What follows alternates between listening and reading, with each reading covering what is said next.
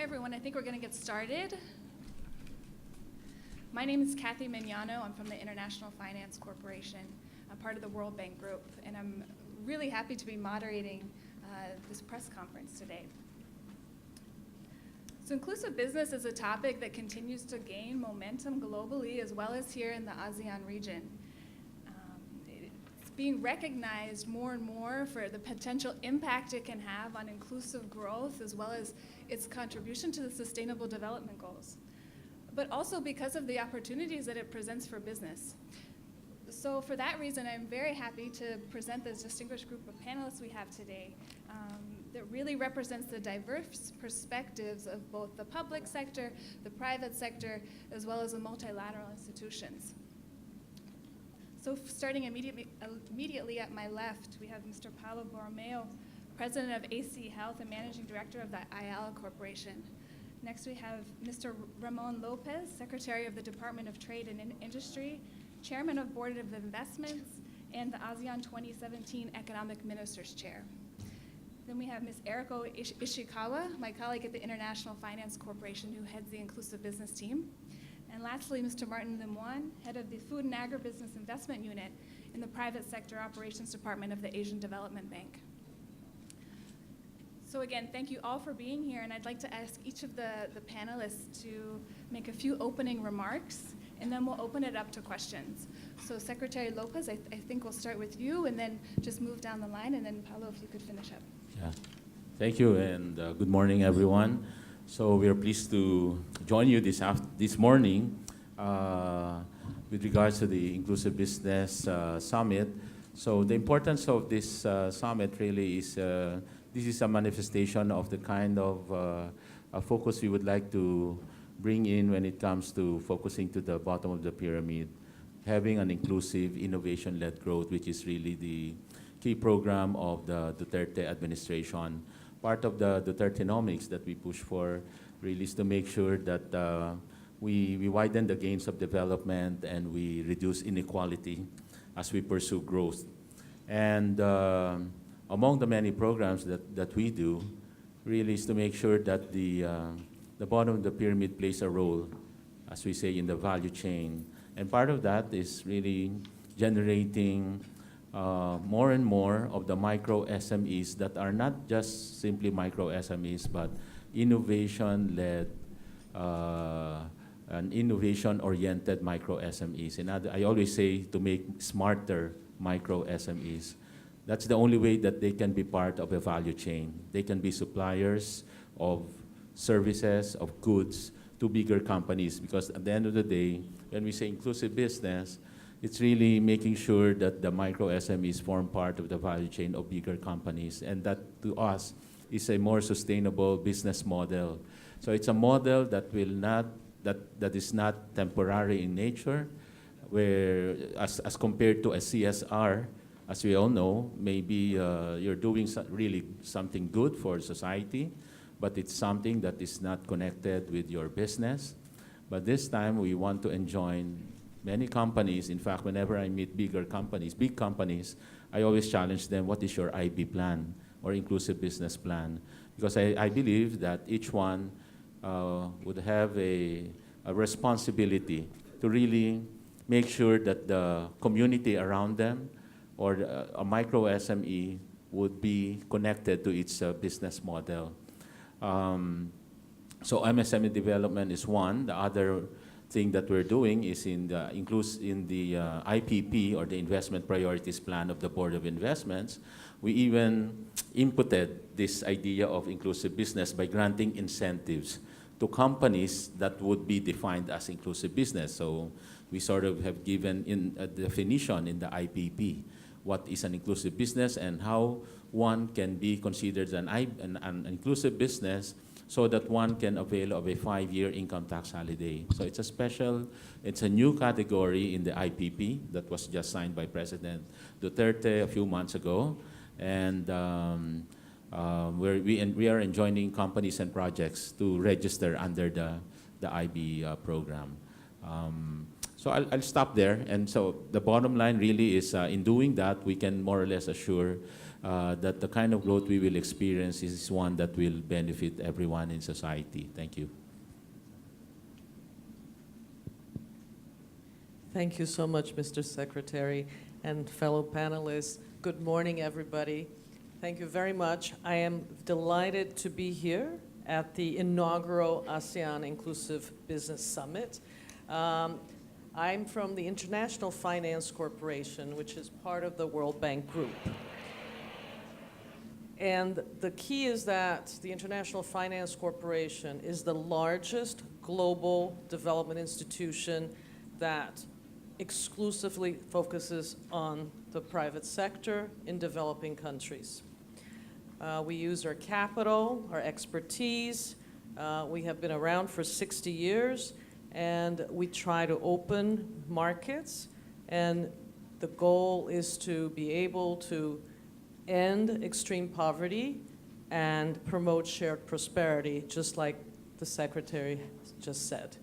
So in order to do that, we have looked at our own portfolio, and we have been investing in businesses that reach the base of the pyramid and integrate them into the business model. And we have been investing in such businesses for a long time, and we average $1 billion of investments a year. And we look back, since 2005, we have made $16 billion of financing to 500 companies that have inclusive business models. And in the last 10 years, $2 billion of those investments went to ASEAN countries. So these business models do engage basically the low-income people as suppliers or as consumers. So it's a very large market. And I believe that many companies have been doing it, but I think we have to recognize it and we have to define it. And as Mr. Secretary said, we have to encourage them. So there are policies that can be helpful for businesses that do this type of work. They're in the many sectors. It can be manufacturing, it could be fintech, it can be agriculture. A lot of smallholder farmers become part of the value chain of inclusive businesses. And I wanted to also talk about the work that IFC and UNDP have been doing through the G20 to bring this idea of inclusive business at a global level. Right now, with the Sustainable Development Goals having been launched, I think more and more inclusive businesses are going to have to meet the challenges. And it's very important because the Sustainable Development Goals, the first one is to end poverty in all its forms. But they also have different goals. One is to end inequality. And others are very specific to be able to get to the underlying causes of poverty. So it's education, health, water, sanitation, and more. Together with the UNDP, IFC supported the G20 in creating an inclusive business framework. And that was in 2015. And then in 2016, we launched a G20 global platform of inclusive businesses to really look at the policy. So I think that after the G20, I think APEC has embraced it, and now ASEAN has embraced this concept. And it is important for global entities and regional entities to really be champions of inclusive business. I am really delighted to be here because this time ASEAN has included inclusive business as part of their ASEAN Business Awards. And there are many companies that are implementing these models. I want to congratulate all the award winners, finalists, selected for this competition. We had done a similar competition through the G20, so I think that it was a very wonderful thing to be able to replicate and do it with ASEAN companies. We also hope that, by adopting, growing, replicating inclusive business models, in all ASEAN countries, that it will really bring the type of private sector that can really lead to ending poverty and bringing shared prosperity. So the private sector has a role, but the private sector also needs to be given incentives and also to have policies that will make them really look in this sector. Thank you very much.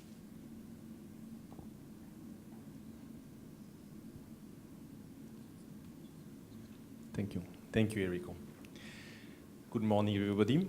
I'm from the Asian Development Bank, and ADB is 50 years old this year. And I think it's fair to say that for 50 years, we've always been into impact investment. We are here to make a difference, like the World Bank. But traditionally, the channel of impact has been to fund infrastructure through governments. And still today, this remains 80% of what we do. But in my view, providing infrastructure, although absolutely essential, is not enough in many cases. And many countries are a little stuck in the middle because they may have good infrastructure, but not enough competitive, productive sectors, private sector. And I think countries need this productive, competitive private sector to create sustainable jobs and to provide relevant products and services to all strata of society. So today I think there is a realization that business can also make a difference. Business has become an agent of social change, positive social change, not only the government. And inclusive business fully recognizes the potential of doing business with the poor, with the bottom of the pyramid, either as consumers or employees or business partners. And so this is what ADB, alongside IFC, is trying to support. Last year, we did about $500 million of inclusive business investments. And just to give you a few examples to illustrate, for example, we invested in a company in Bhutan that worked with 15,000 farmers. That was alongside IFC. That company worked with 15,000 smallholder farmers to grow hazelnut tree. And hazelnut is a new tree in Bhutan. And this is all to create jobs and export for the country. We did an investment in India in a company called Simpa that provide off-grid solar power to people that are not connected to the grid. So this is innovative because these people can get the solar panels for free, and they only pay by usage through their mobile phone. So a great example of an initiative taken by the private sector, almost independent from the government, but of course supported, but just to make a direct difference where those people don't have any electricity. Finally, in ASEAN, we supported a company in Vietnam, and this company grow flowers under greenhouses. And here, this is a good example to me of sustainable job creation, because this company employs 3,000 people. 60% of them are women. 25% of them are from ethnic minorities. And yet, this company, relatively small, is the biggest taxpayer and the biggest social security contributor in their province of Vietnam. So to me, this is very important because in the definition of inclusive business, we should add that these businesses have good corporate governance principle and play by the rules. And to me, if you play by the rules and you're active in those markets, it's almost natural that you will become an inclusive business because you're doing the right things. So I want to conclude by saying that ADB is open for business. I'm in charge of agribusiness, and there are many things we can do in that space. But of course, we can also support healthcare. So maybe that's a good transition to my classmate, Paolo. Thank you, Martin. Good morning, Mr. Secretary. Good morning to my fellow panelists, and good morning to everyone. I represent today Ayala Group. And I think in the context of inclusive business, impact investing, as Martin calls it, The Ayala Group itself, we've prided ourselves in investing in inclusive businesses and being in inclusive businesses for a long time now. I guess, one of the most diversified businesses in the Philippines, where we have the unique opportunity to participate in many developmental opportunities. But let me just start by saying that at the Ayala Group, number one, we believe very strongly that large enterprises such as ourselves have a very strong role, a very unique role to play in inclusive development and in nation building, and that large businesses, enterprises that operate in their respective communities have a moral and social responsibility towards developmental activities. As a group, that's something that we value and that we strongly believe in. Point number two is that over the last few years, if not decades, that the thinking towards developmental activities has shifted for us as a group from philanthropy to what we call shared value. Of course, we still do philanthropic activities, i.e. through the Ayala Foundation or through the Manila Water Foundation or the BPI Foundation. But more and more over time, we've realized that true inclusivity cannot just be contribution and cannot just be a dole out. It has to be a sustainable and scalable business in and of itself.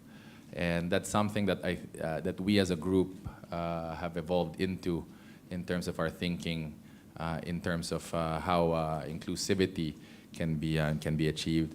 Maybe just some examples on what we believe is shared value. My colleague Martin calls it impact investing. We call it shared value. It's inclusive business.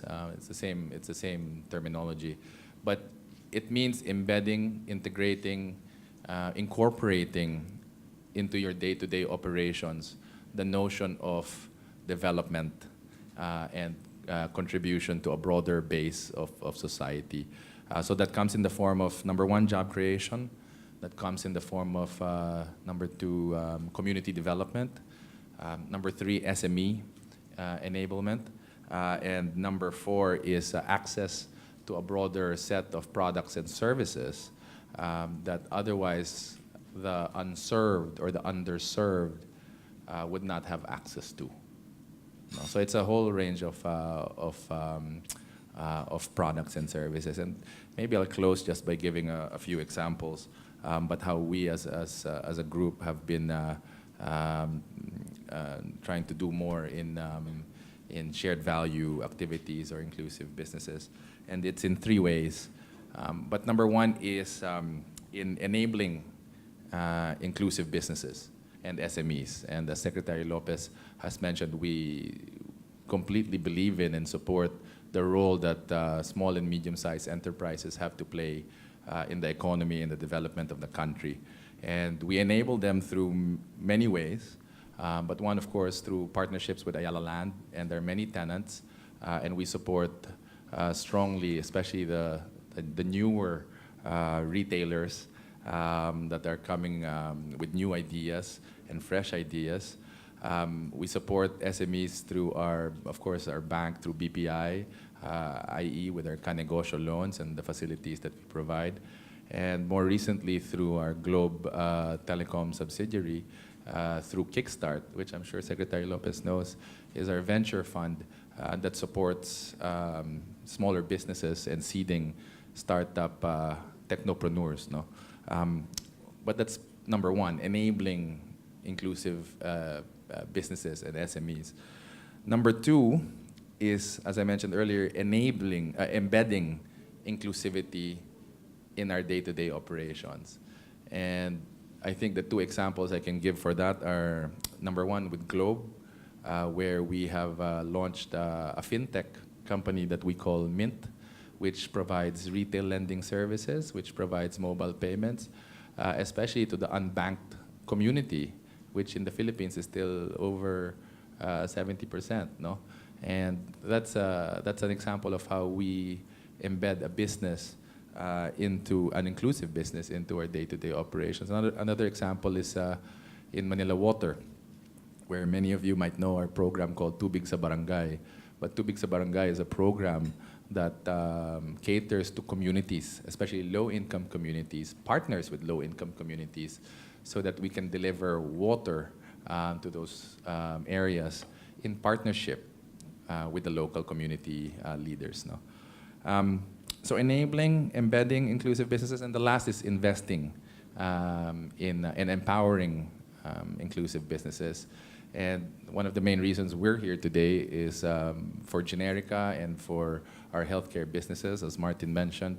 But as a group, we've invested in healthcare and education, two industries that we feel are important for inclusivity, important for development, but are under-invested in, unfortunately. And in education, as many of you know, we've put up 24 schools across the country called APEC that serve low middle income communities with private education from grades 7 to 12. And then on the healthcare side, we partnered with our friends from Generica to create more stores and more opportunities to distribute affordable medicine to many of our kababayans who don't have access to cheap medicine. And so I guess I'll end with that. But thank you for having us here, and we'll open the panel to questions.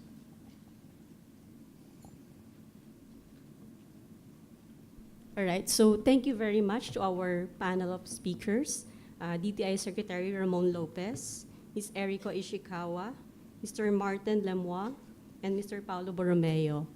And so at this point, we now move to the question and answer portion of our press conference, wherein our media partners can shoot their questions to our four panelists. Just a gentle reminder to our journalists, you should be able to state your name and media affiliation to be recognized. And we have several microphones across the room. You may approach it, please. Thank you.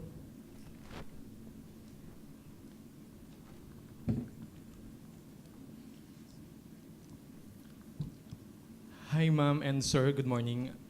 I'm Alan from PTV4. I'm just curious, how would the common people or the ordinary people benefit from the outcomes of this summit?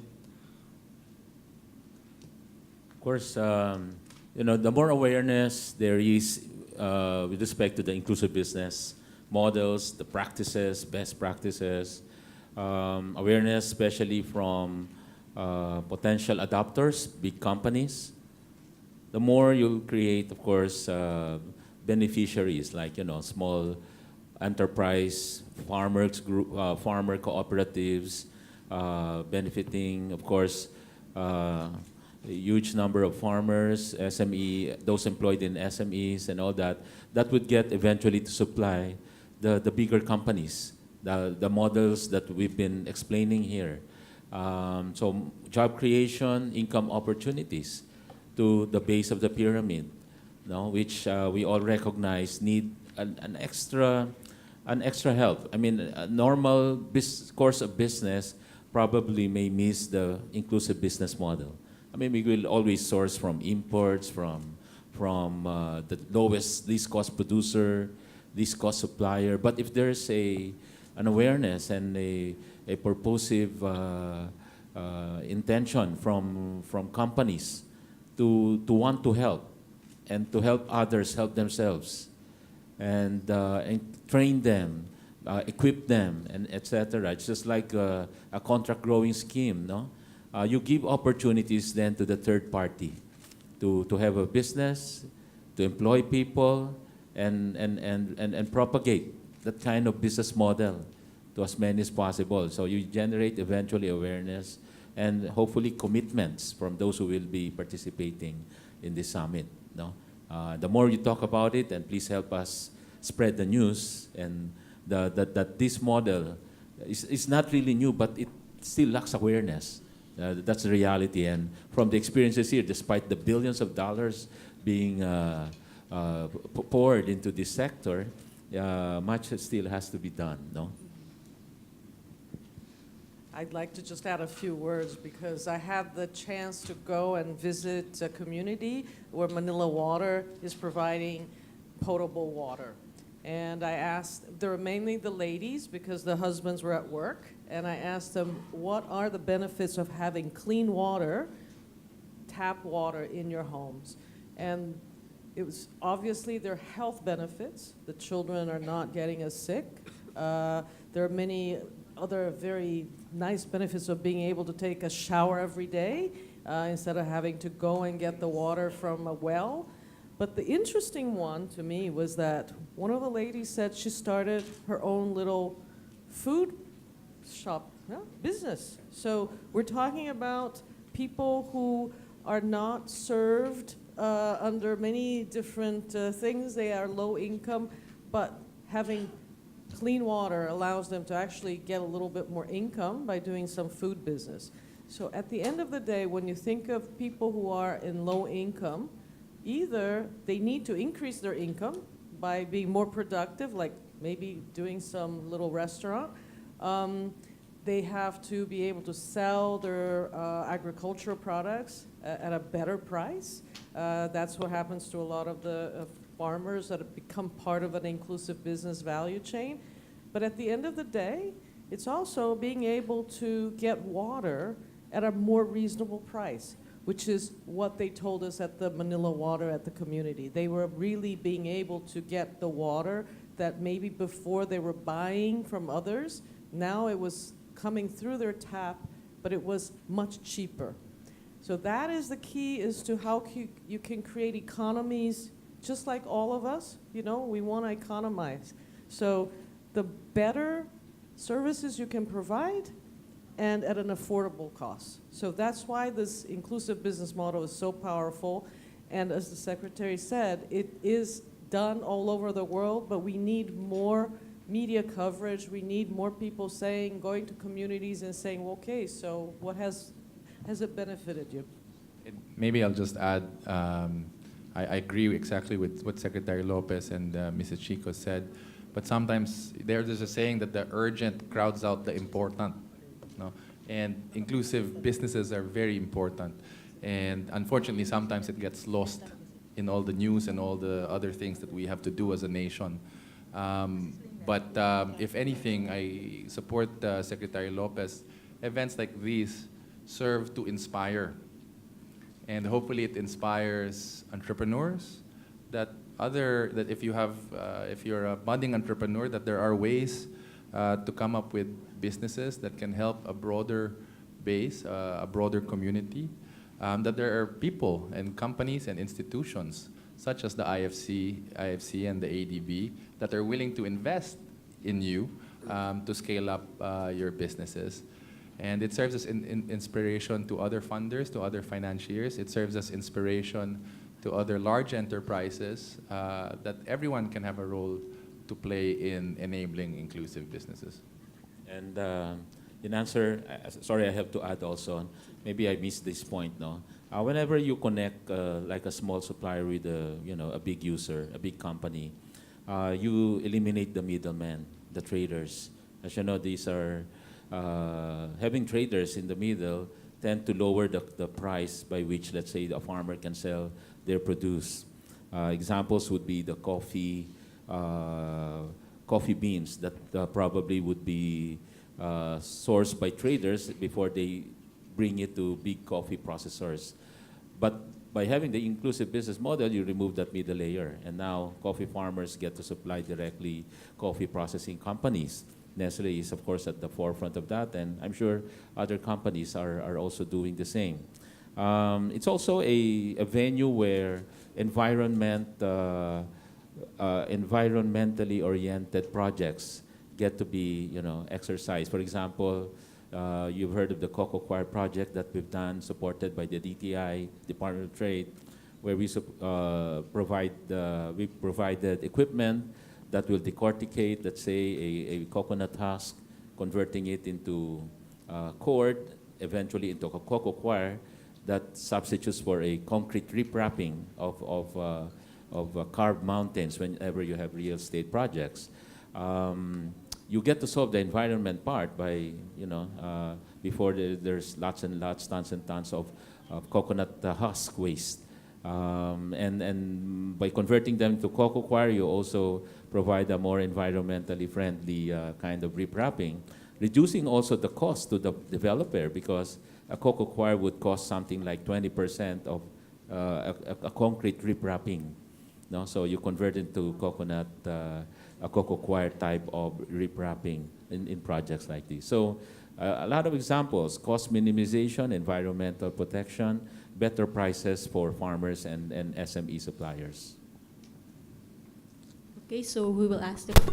Yes, Ms. Irma Isip of Malaya Business Hi, Insight. good morning to our panelists from ADB and the IFC. I was wondering if you have like an additional commitment to ASEAN now that it is adopting the inclusive business model, or increasing at least the share of ASEAN in the investments from IFC and the ADB, and if so, how much will that be? For Secretary Lopez, is there like some sort of request or proposal from the ASEAN ministers to maybe ask the multilateral lending agencies to channel some funds for inclusive business, and if so, how much would that be? Thank you. So on the question of whether we are committed to increase the share of ASEAN within the total inclusive business support, I don't think we have a hard target by sub-region like that, but it's fair to say that this movement didn't really start in Southeast Asia. Other regions like India, South Asia, you all know Grameen in Bangladesh, and many also Indian companies are in that field, in microfinance, for example. So it really started there, and maybe elsewhere in the world as well. So in a way, there will be a natural increase in what we see in ASEAN, because this movement to have socially driven entrepreneurs, socially driven private sector is a little newer in Southeast Asia. So we will accompany this movement. And we see that already happening. In the agribusiness field, for example, I have a lot of investment potential ideas in Vietnam, for example, but also in the Philippines. So that's only one sector, but it's a very important sector because it creates a lot of jobs.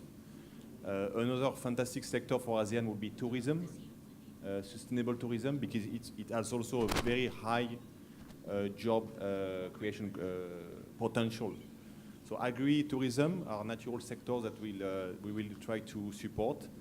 And to come back to the last question, this is where the interest of business and common people converge. What people want is job. I mean, mostly, because, and you have how many millions of people every year coming in the job market in the Philippines? You need beautiful companies. You need business companies to hire these people sustainably. And how to create beautiful company and competitive company? You need to be in a sector where you're internationally competitive, which could include agribusiness and tourism in the Philippines, but of course beyond that, maybe some section of manufacturing. To me, inclusive business is also linked to industrial policy. You need to industrialize the country. You need to promote new businesses to create beautiful companies where people can get sustainable jobs. So that's where Paulo was saying it's linked to development. Like actually, we are talking about development, but I think we should not lose focus of the numbers, of the need to create millions of jobs.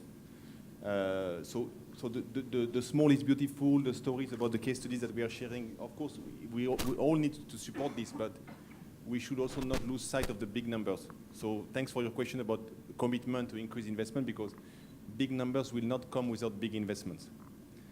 So we are here to help. So I wanted to first say that I agree with Martin from the ADB that this is something that has happened in many other regions. And yes, India, and Bangladesh have had a lot in the financial intermediation, but many of the models that we see also are in Latin America. They have been doing this for quite a long time. So what is interesting is that once you already have proven models, it's easier to replicate them. And that's where we see the potential growth in ASEAN countries, because you already had models done in different regions, and then you can grab on. And the issue is trying to find the entrepreneurs, larger companies, small, medium. You have to find the entrepreneurs who are willing to go with these ideas and to replicate them. And we go where the private sector demands. So we do not have an idea of how much should go to any specific region. If the opportunities are there, IFC is all over the world. We're a global company, and we have offices everywhere. So we will pursue the projects that merit, our investment. But the opportunities are really great. Yeah, thank you for your question, Irma. Very timely. Precisely, that's the reason why we're having an ASEAN Inclusive Business Summit. It gives a certain focus on ASEAN and the inclusive business practices within the region. And I would expect at the end of the day, the end of the conference, that while there are no, as mentioned by our co-panelists, there are no hard numbers for now. Somehow, if we have that consciousness that in the ASEAN region is one region that also pushes for inclusive businesses, opportunities would be there. I'm very sure that along the way there'll be some hard numbers getting formed as to what percent, what kind of level can be allocated for ASEAN inclusive business models. If you ask from the ASEAN side, if we have a hard number also, it's a system, it's a model that we have adopted. But as to an amount, a particular amount that we will ask from agencies, there's nothing like that yet. It's something that we can probably discuss as we go over the ASEAN Economic Ministers meeting in the coming days. But certainly that is a good way forward, wherein down the road we'll be having some targets as to how much probably can be allocated for ASEAN IB projects moving forward. So it's a very relevant question that we'd like to do in the coming days. In the ASEAN, we'll probably also put that as a question. Do you have something in mind? Because it's so hard to put a number. I think the more important thing to do is just create that awareness and build more opportunities, and when there's the demand, there are these agencies that are ready to support it. I guess awareness and more practices, the more winning models, successful models, then it gives also a high comfort level for agencies and even private companies to finance their respective IB models, just like what Ayala is doing. All right, the next question, please. Hello, I'm Roy from the Philippine Daily Inquirer. So I just have 3 questions regarding the current status of inclusive business models here in the Philippines. So the Board of Investments recently included IB models in agribusiness and tourism in the current investment priorities plan. So I would just like to ask the panelists here today, especially Mr. Lopez, what's the current response of companies so far? Like, do we have any new applicants that we have registered so far? And second, what do you think are the factors for that particular response? Like, if there's a huge response, like, why do you think a lot of people are supporting this? Or if there's a rather slow response, why do you think is that slow? And thirdly, anyone from the panel can answer this.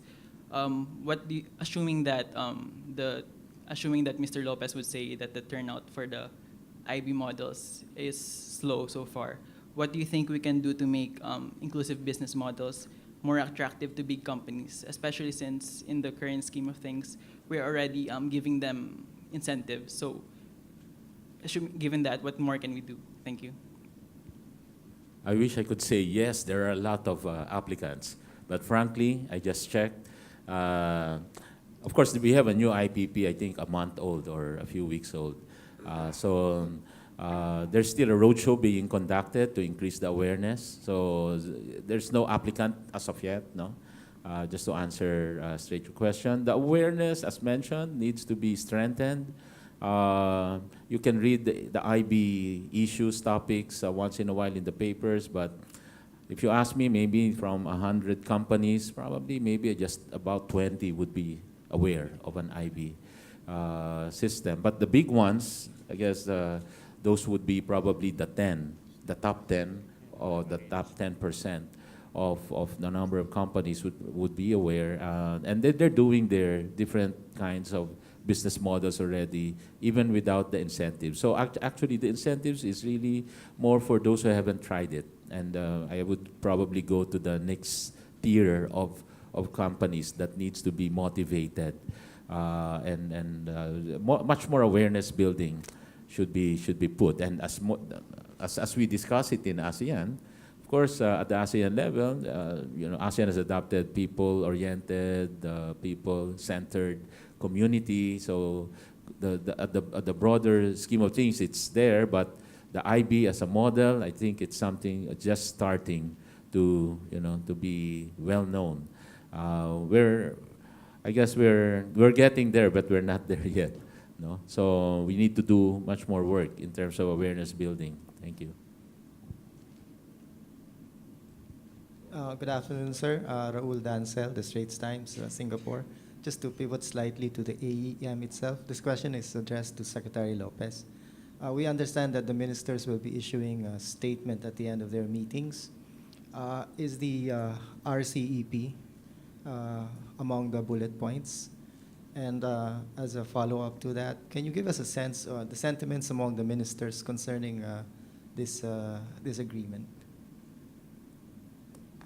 So that's not about IB, huh? So that's about RCEP. Yes, sir. They're all here for the IB. No, Yes, sir. just kidding. But just to give you an indication, I think I mentioned to some of the reporters yesterday, the sense of the ministers, of course, we are all in agreement to hopefully have a significant progress in the RCEP discussions. There are some points that needs to be, tackled more closely. There are ongoing negotiations. Frankly speaking, we've not yet arrived at a certain agreement, especially on percentage inclusions, on the trade in goods. No, but there are items like technical cooperation services, SME promotion, and I'm sure IB is one item that we can easily, have a resolution on. But usually it always goes back to the number of or the percentage inclusion that a country can commit.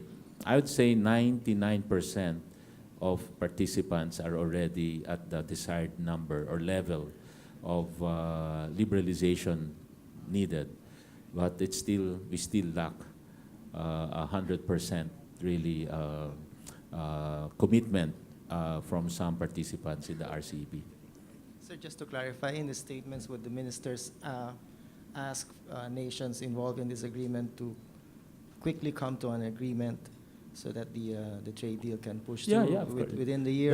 That's been ongoing in all these past meetings, actually. And as you know, each meeting is always includes rounds of negotiations, and that's when meetings really can be prolonged.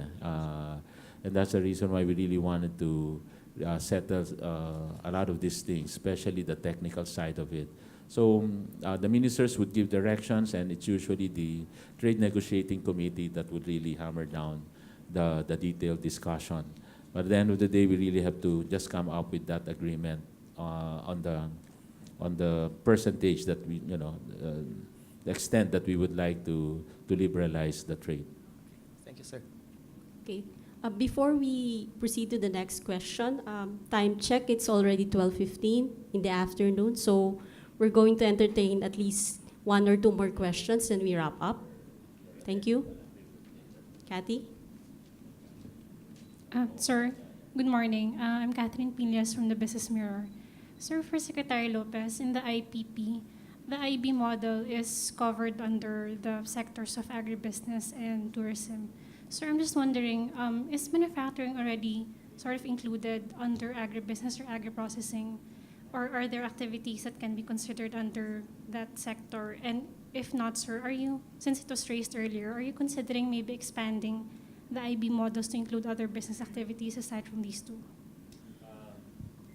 This is the first time that the IB model has been included in the IPP. So we were thinking that these are the two sectors that probably IB model can be started with, especially when it pertains to giving incentives. Yes, we can easily include manufacturing in general down the road, and the way to define it is as long as you source it from an SME.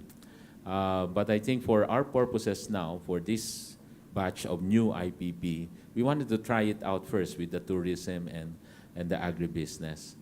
Because, well, of course, the suppliers there too would normally be really the small guys, the base of pyramid. You're talking of farmers, cooperatives, even farmers' cooperatives would be suppliers to a tourism project if they get to supply the restaurants in a resort. No, so these are and that's the reason why we just focused on these two sectors. If I can add, Mr. Secretary, actually, I think agribusiness and tourism are the two first ones I would also suggest because, as Mr. Secretary said, the reach is different. And pangalawa, second, it's actually rural development too, right? So when you think about tourism and agribusiness versus manufacturing, the spread is just wider.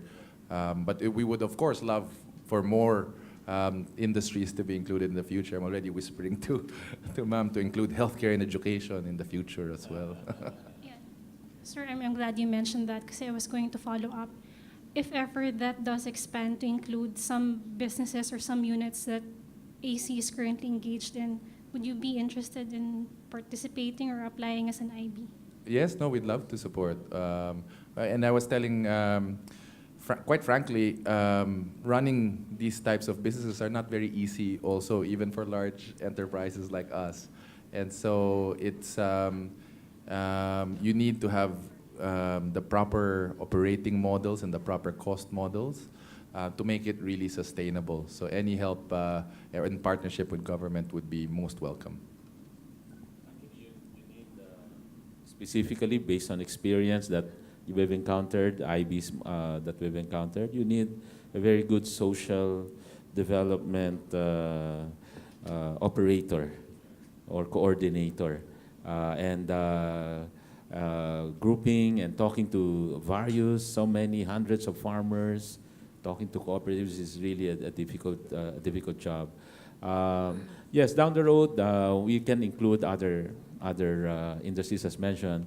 But when you talk of, I just remembered the 10-point socio-economic agenda, and one of the items there would be the rural development and value chain, development and agriculture, and this is really where the base of the pyramid would be, and they're in areas outside Metro Manila.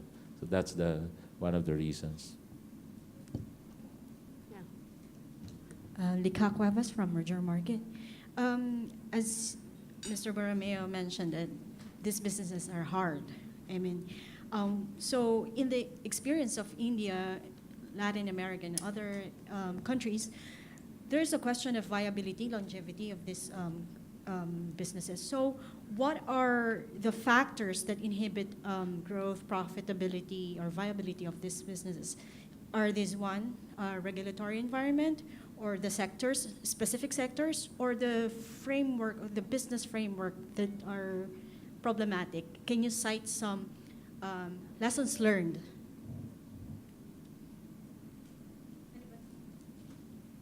Actually, I think that it's a very important question, but I think it's easier to talk about what makes it work. What makes it work is a longer-term commitment. So some of the companies that we have invested with are actually family-owned, and they can take decisions that are beyond just 1 quarter of financial statements.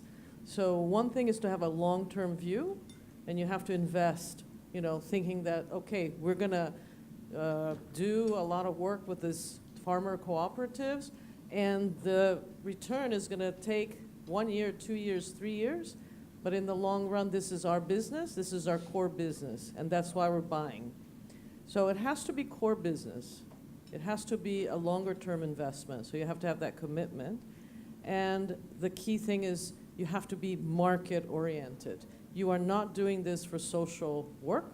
You're doing this to be able to integrate the farmer into your value chain in a sustainable way, socially, environmentally, but also the farmer has to also win. It has to be a win-win solution, because otherwise, it's too short term. So I think that's what we have been doing. Case studies. We have on our website lots of case studies. And very interesting is that many of the companies are family-owned because they can take those bets and they are in it for the long term. And another interesting thing is many of the companies are local companies. So they are not interested in just doing this for a few years and then going to another country. They are there for the long run. All right, so I think we're... Sorry, I would Okay. just, I think, Yes, I sir, think sorry. I would like to add that you need business people that are socially oriented, that have this interest. And I think in this sense, one very important force of change is not represented in this panel, because we are all born before 1981. The millennials, the new generation, these people are less interested in money and more interested in impact. And Paolo and I, we did the same business school in the US, and I learned that at our time we were interested in investment banking, private equity, I guess still dreaming about making a lot of money. But nowadays I learned that those classes are not popular anymore. Not everybody wants to learn about inclusive business, impact investment, microfinance, fintech. They really want to make a difference. They are looking for impact, those young people. So I think as a policy, find a way to attract these people here in the Philippines. That's one. And I think they are going to make a difference everywhere, because even in family businesses, with a change of generation, you see this is where the families suddenly become interested in changing their strategy, becoming much more inclusive. So even the old established business houses, with the change of generation, are becoming more inclusive. And I would like to add also from the investor perspective, those rich family in Singapore, the family offices, there was a survey made by UBS. Half of them are interested in impact investment now. I couldn't believe it, because I thought these people just wanted to make more money, but actually not. They, even these very wealthy families, now what they want is to invest for impact. So there is this desire that is there, and I think it's driven by the new generation, the millennials. So let's try to attract these very motivated people. I'm sure they can make a difference. I must add, sorry, I have to add this. It's really a balance. The commitment from those initiating this. So it's not all about profit, let me just reiterate that. But it's not all about also social work. It has to be that balance. And the balance comes in when you have to sacrifice a little profit because you believe in certain advocacy and you really want to make a difference. You want to give back to society. And fortunately, we have a society now that has a growing awareness when it comes to making impact projects and doing something good for society. And then you hear catchphrases as doing good is good business. And I think that is what this is all about. All right, thank you very much to our panel of speakers for your insights and addressing the questions of our media partners. At this point, we now put a close to our press conference. Thank you all very much for coming, and magandang hapon po sa ating lahat. May we invite our panel of speakers for a photo opportunity first.